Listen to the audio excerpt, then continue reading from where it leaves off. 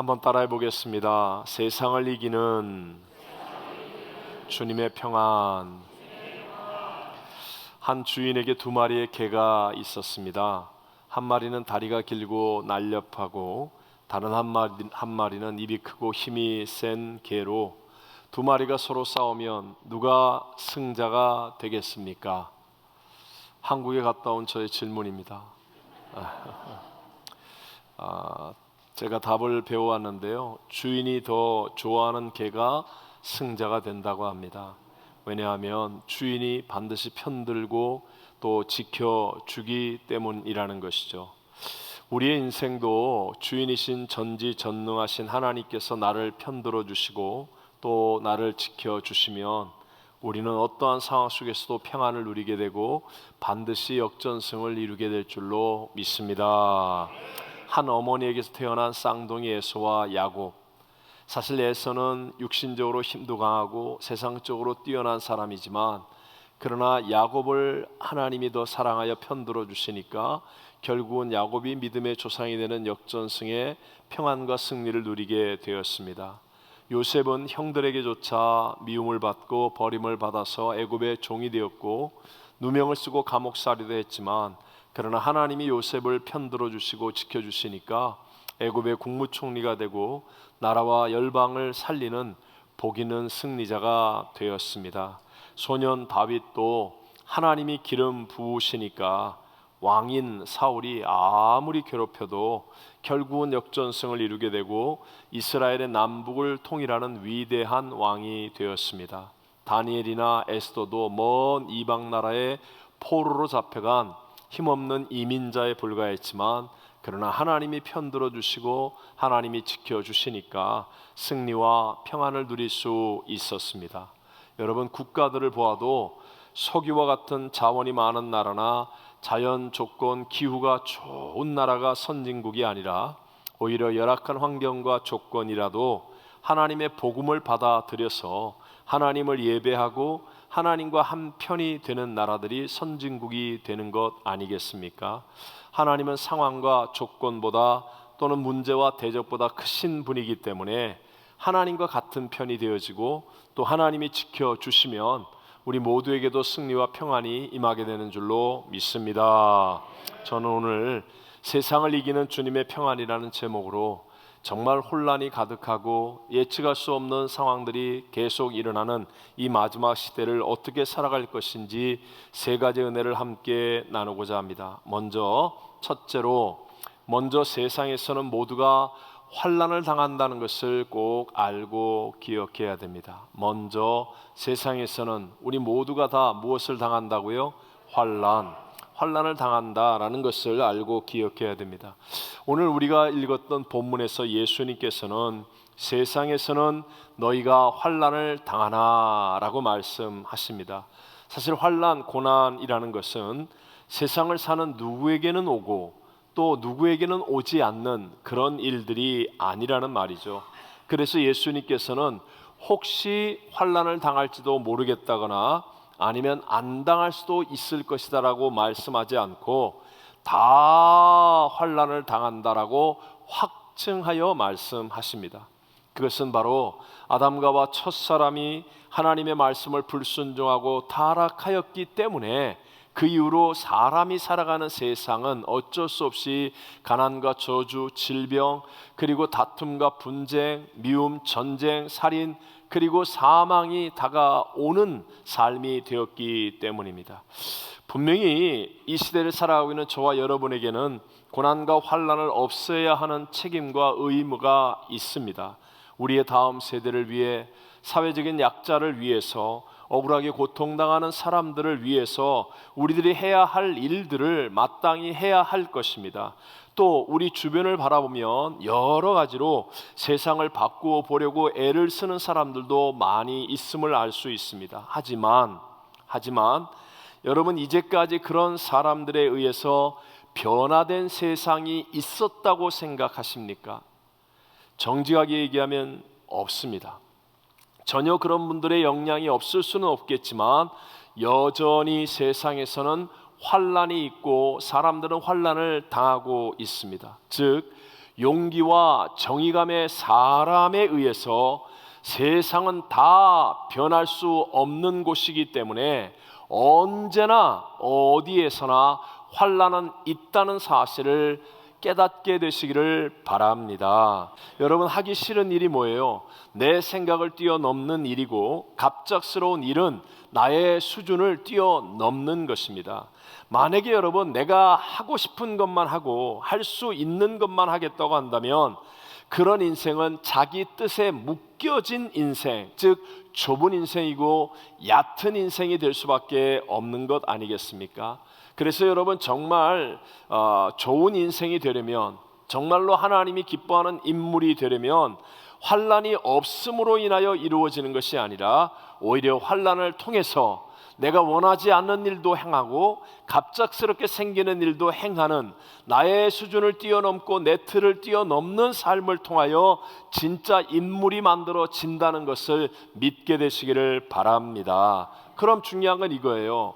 우리 모두는 다 환난을 당하고 진짜 인물, 정말 참된 삶이라는 것은 환난이 없는 평안함 가운데 이루어지는 것이 아니라 환난 속에서 이루어지는 것이라고 한다면, 어떻게 하면 나도 하기 싫은 일을 하고 또 갑작스러운 일도 감당하는 사람이 될 수 있겠습니까? 그것이 두 번째, 바로 주님이 주시는 평안을 누리면 된다라는 것입니다. 주님이 주시는 무엇을 누려요? 평안. 나와 함께 하시는 주님이 주시는 그 평안을 누리고 있으면, 우리 주님은 문제보다 크시고 대적보다 크시고 질병과 불경기와 사망보다 크신 분이기 때문에 그분이 주시는 평안을 내가 누리고 있으면 내가 예측하지 못한 일을 만나거나 하기 싫은 일을 만날 때에도 그 평안으로 말미암아 감당할 수 있게 되고, 그로 인해서 내 인생이 더 가치 있고 복된 인생이 되어질 수 있다는 것이죠. 평안을 히브리어로는 샬롬이라고 하는데요, 이것은 평온함과 아무 갈등이 없음을 나타내는 단어가 아니라 하나님과의 올바른 관계에서 오는 결과를 의미하는 단어입니다. 그러니까 우리가 잘 아는 온 세상이 물에 잠기는 노아의 홍수 심판, 얼마나 두렵고 무서운 상황입니까?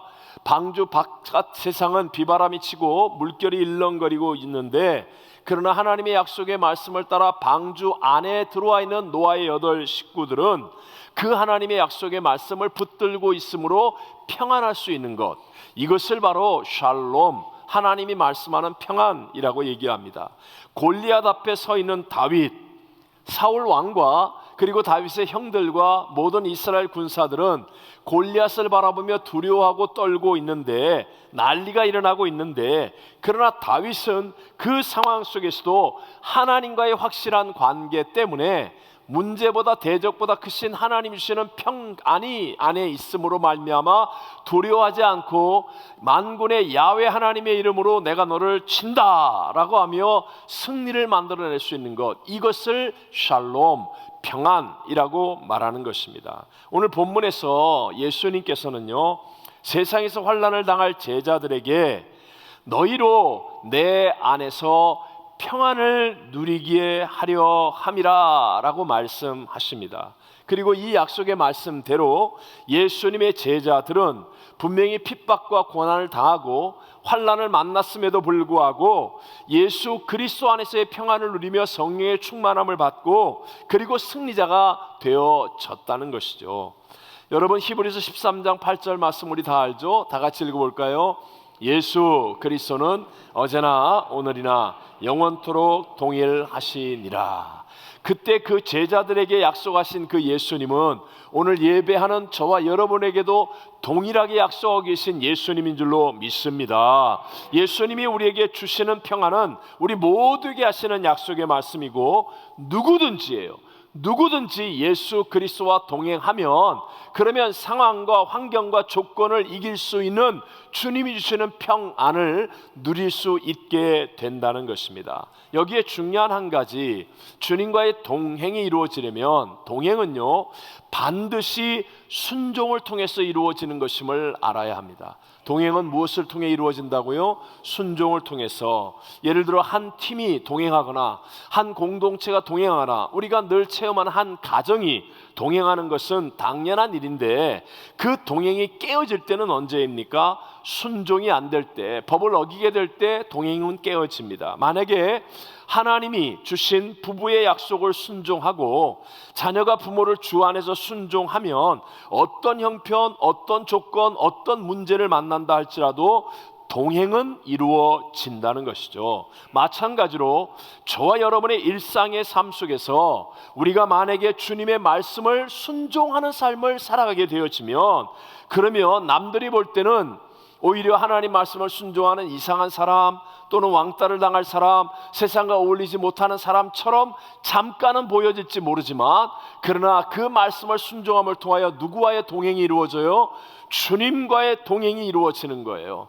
그러니까 세상의 모든 것을 잃어버려도 억울하거나 아깝지 않은 참된 축복, 주님과의 동행이 이루어지면서 우리 안에는 진정한 평안을 누리게 되는 줄로 믿습니다.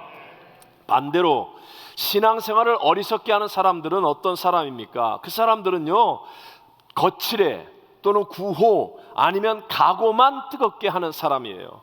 거칠이나 구호, 각오는요 굉장히 화려해 보일 수 있고 사람들 보기에 굉장히 좋아 보일 수 있지만, 멋있어 보일 수 있지만, 그러나 그것은 신앙의 실제가 아닙니다. 신앙의 걸음도 없고 일상도 없고 순종도 없습니다. 결국은 거칠에는 멋있고 구호는 화려하고 결단과 각오는 대단해 보일지 모르지만 주님과의 동행이 없는 거예요. 그래서 신앙생활 오래 했다, 직분이 무엇이다, 업적이 무엇이다 말은 하는데 실제로 주님과의 동행이 없는 겉모양의 신앙, 마치 회칠한 무덤과 같은 죽은 종교인의 삶이 되어질 수밖에 없는 것이죠. 제 얘기를 해서 죄송하지만 이제 한국 선교대를 갔다 왔으니까, 사실 한국의 선교대회 같은 데를 참가하면 평소에 저의 크기와 다른 엄청난 행사들이 참 많이 있습니다. 또 평소에 제가 하지 않는 갑작스러운 일들이 저에게도 많이 생기게 됩니다. 제 수준을 뛰어넘는 그런 크기와 그런 일들이라고도 말할 수 있죠. 그럴 때 평안을 누리면서 제가 잘 감당해내는 것이 바로 저의 실력이라고 말할 수 있습니다.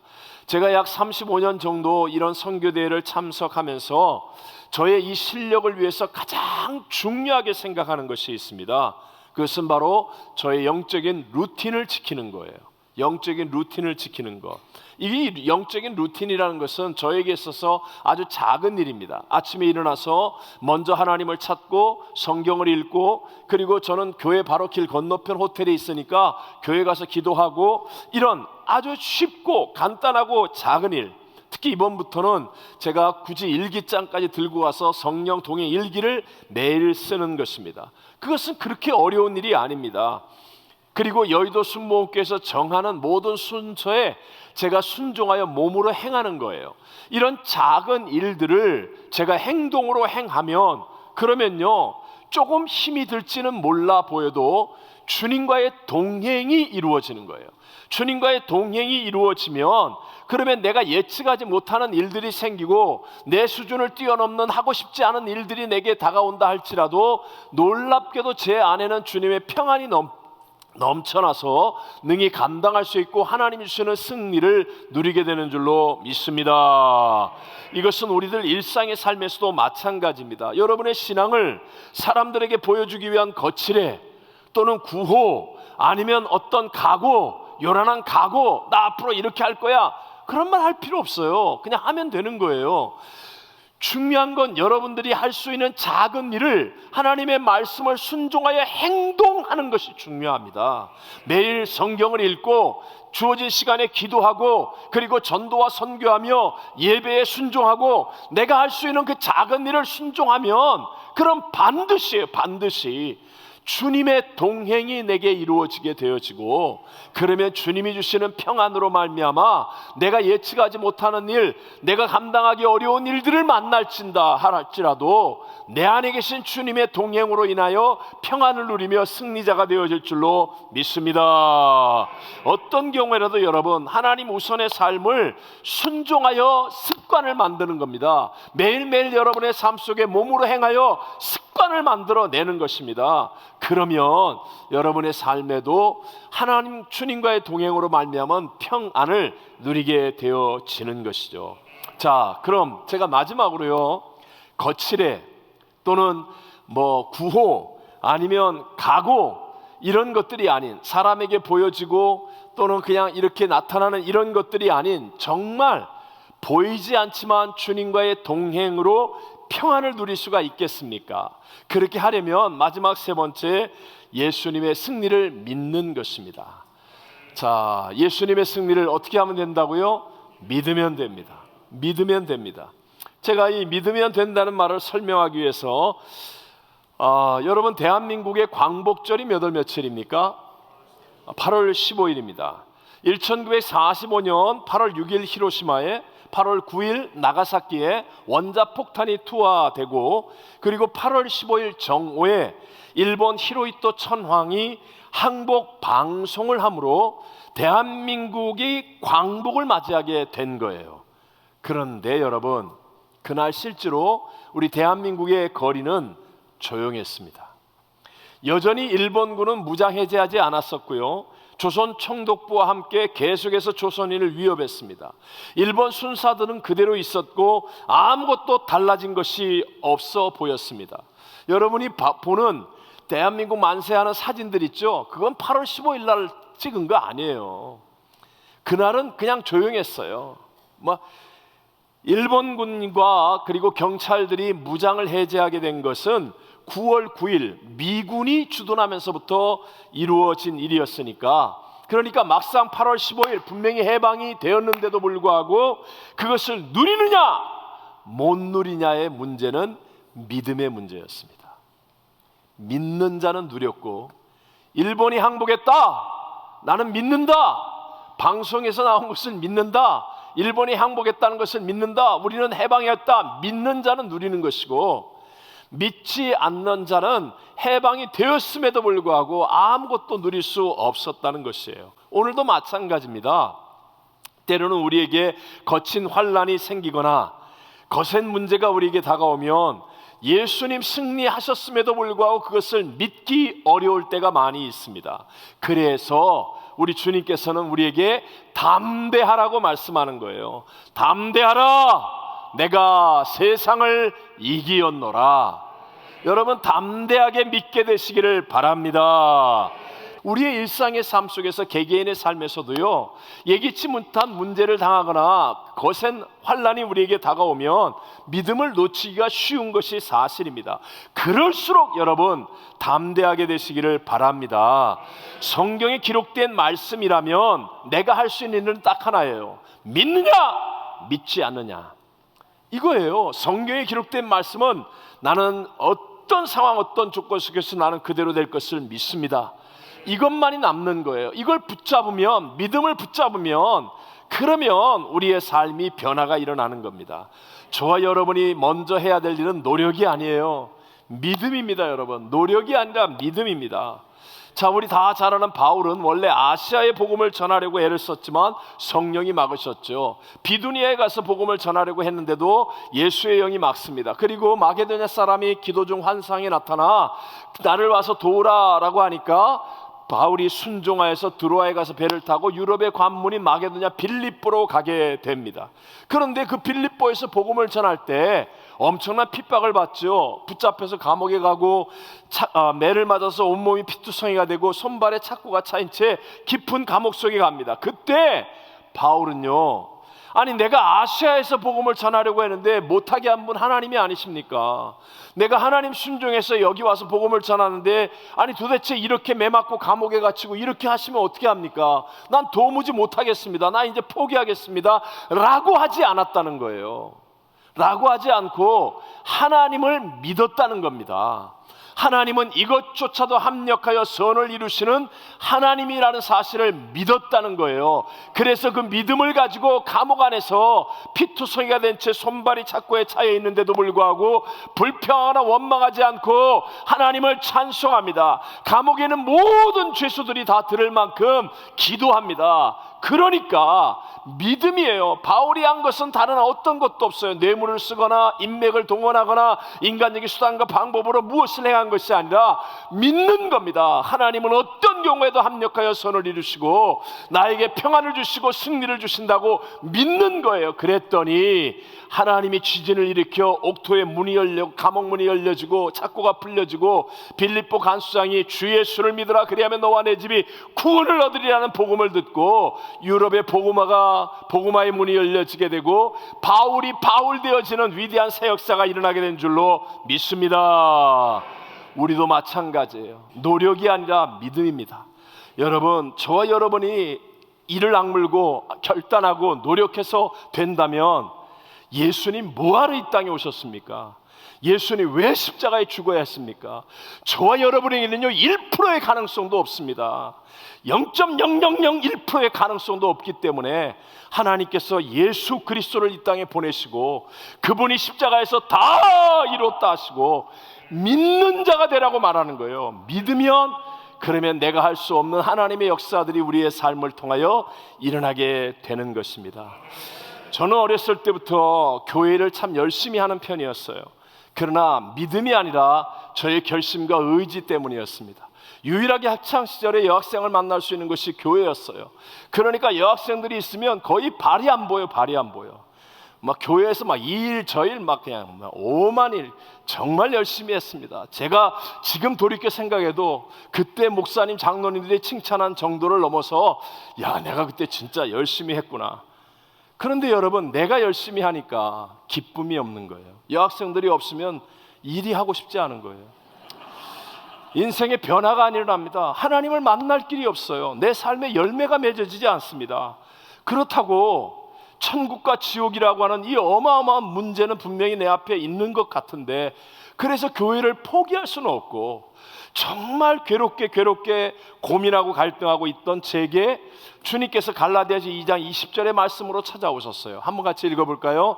내가 그리스도와 함께 십자가에 못 박혔나니 그런즉 이제는 내가 사는 것이 아니요 오직 내 안에 그리스도께서 사시는 것이라. 이제 내가 육체 가운데 사는 것은 나를 사랑하사 나를 위하여 자기 몸을 버리신 하나님의 아들을 믿는 믿음 안에서 사는 것이라. 아멘. 이 말씀이 정말 제게 정말 불같이 다가왔어요. 그때는 이 말씀이 이해되지 않았습니다. 내가 그리스도와 함께 죽는다는 것이 무엇인지 몰랐습니다. 하지만 하나님께서 내게 요구하는 것은 이해되느냐 안 되느냐가 아니라 믿느냐 믿지 않을 것이냐였어요. 저는 그때 이 말씀이 내게 불같이 다가왔을 때 엎드려서 하나님 믿겠습니다, 믿게 해주십시오, 믿습니다를 외치다가 통곡하게 되었고 울게 되었고, 그리고 말씀을 받아들이니까 여기서부터 믿어지는 믿음이 생겨나기 시작했습니다. 그때 이후부터 제 인생엔 정말 변화가 일어나고 주님을 만나는 기쁨이 누려지기 시작하고 교회 생활이, 신앙 생활이 무엇인지를 아는 영적인 눈이 열려지게 된 것입니다. 제가 원래 어렸을 때는 순복음교회를 다니지 않다가 어머님 때문에 순복음교회를 다니게 되었을 때 제일 힘든 문제가 바로 기도의 문제였습니다. 저도 여러분 보기에 그렇게 의지가 박약하거나 그렇게 멍청하게 보이는 사람은 아니지 않습니까? 제가 의지와 결단으로 나도 기도하리라 수도 없이 결심했습니다. 근데 정말 어떨 때 열심히 기도했어요. 제가 알고 있는 성경에 있는 사람들의 이름을 다 부르고 동네 사람 친구들 이름 다 부르고 옆집 강아지 이름까지 부르면서 열심히 기도해도요 5분 10분이 안 가는 거예요. 그리고 기도 시간이 너무너무 힘든 거예요. 그때만 해도 여의도 순복음교회 얼마나 뜨겁게 기도합니까? 예배 때마다 기도하는 시간이 짜증나고 화가 나고 정말 너무너무 힘든 예배를 드리고 있었습니다. 근데 그때 제게 다가왔던 것이 하나님의 말씀이에요. 그래서 나는 이 말씀을 믿겠다라고 결심했습니다. 그 말씀이 로마서 8장 26절이었습니다. 다 같이 이와 같이 성령도 우리의 연약함을 도우시나니 우리는 마땅히 기도할 바를 알지 못하나 오직 성령이 말할 수 없는 탄식으로 우리를 위하여 친히 간구하시느니라. 아멘. 이 말씀이 제게 다가올 때, 제 마음의 문을 두드릴 때 저는 말씀을 믿겠다고 결심했습니다. 성령이 우리의 연약함을 도와주신다고. 난 기도 안 됩니다, 못하겠습니다, 저렇게 열심히 뜨겁게 소리 지르며 통성으로 합심하여 하는 기도가 나는 왜 안 됩니까? 하지만 성령이 나의 연약함을 도와주시고 성령이 나를 위해 친히 간구하신다라고 하신 이 말씀을 내가 믿겠습니다, 믿습니다, 믿음으로 받아들입니다 했어요.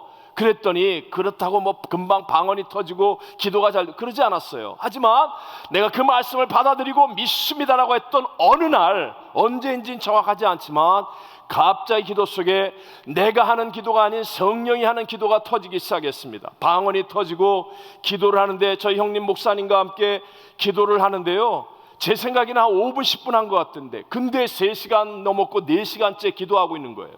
얼마나 기도가 좋은지 기쁜지 감사한지. 뭐 학창시절이니까 기도할 시간이 많지 않아요? 많지 않지 않습니까? 그러니까 버스 타고 갈 때 그때 막 기도하는 거예요. 옛날에 우리 안내양이라는 분이 계셨습니다.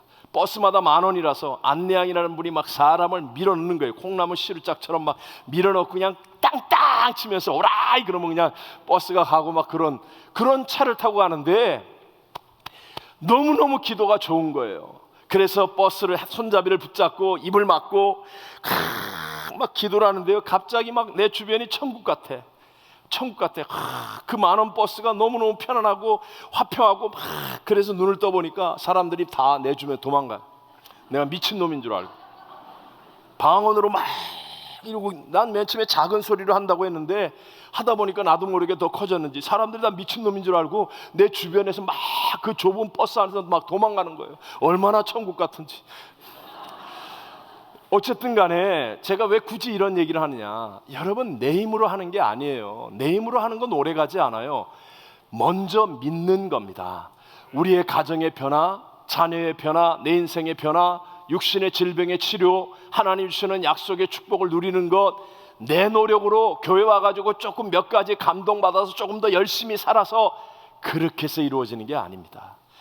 천지는 없어도 1.1획 변하지 않은 하나님의 약속의 말씀을 먼저 믿는 거예요. 말씀을 아멘으로 받아들이고 믿는 자가 되어지면, 그러면 여러분의 삶 속에 순종이 되어지고, 순종하면 주님과의 동행이 일어나고, 주님이 동행하면 평강이 넘쳐나서 어떤 문제, 어떤 대적, 어떤 환난 속에서도 역전승을 누리는 승리자가 되어질 줄로 믿습니다. 로마서 1장 17절에 말씀하죠. 다 같이 복음에는 하나님의 의가 나타나서 믿음으로 믿음에 이르게 하나니 기록된 바 오직 의는 믿음으로 말미암아 살리라 함과 같으니라. 아멘. 여러분, 하나님이 보시는 의는 내가 조금 잘나고 똑똑하고 열심히 사는 그 사람이 아니라 믿는 사람이라는 거예요. 하나님의 약속의 말씀이 내게도 이루어질 줄로 믿습니다. 이 믿음으로 사는 사람을 하나님은 의인이라고 여기시고, 이 믿음을 통해서 십자가의 죄사함이 이루어지고, 믿음을 통해서 영생천국의 구원이 일어나고, 믿음을 통해서 성령의 충만함의 역사가 일어나고, 믿음을 통해서 변화와 새 역사가 일어나게 되는 줄로 믿습니다. 내가 아니라 하나님이 하시는 것입니다. 그러면 놀라운 승리와 변화는 우리의 삶에도 누려집니다. 사랑하는 성도 여러분, 말씀을 믿으셔야 합니다. 이게 첫 번째 순서입니다. 먼저 믿는 자가 되어지면, 그러면 나도 모르게 순종이 가능합니다. 그리고 주님과의 동행이 일어나고, 주님이 주시는 문제보다 대적보다 크신 하나님의 평강이 내 안에 넘쳐나서 우리는 환난을 당할지라도, 세상에 예측 가능하지 못한 많은 어려운 일들이 내게 생긴다 할지라도 우리는 이 평안 속에서 승리자가 되어지는 것입니다. 우리 모두 이런 믿음으로 승리의 삶을 살아가게 되시기를 주의 이름으로 축원합니다. 축원합니다.